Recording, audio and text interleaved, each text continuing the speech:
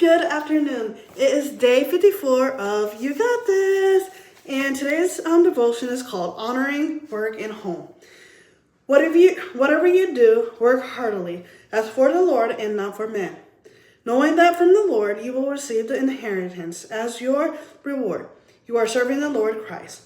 Colossians chapter 3, verses 23 and 24. There are days when work just seems to pile up. The dishes get left in the sink for days. There is no more milk in the refrigerator. And we want 5 more minutes of sleep, whether we work in or out of the house.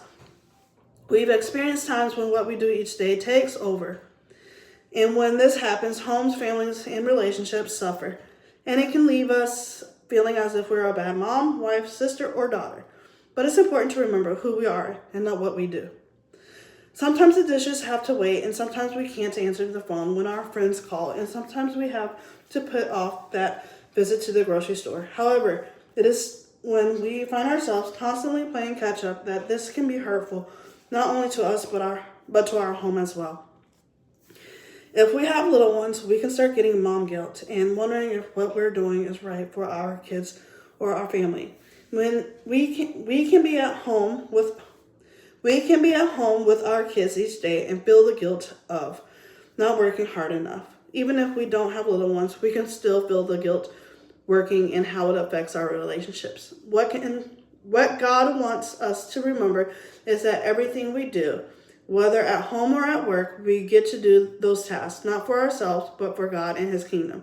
In fact, He is continuing to work through you, even during the most mundane tasks.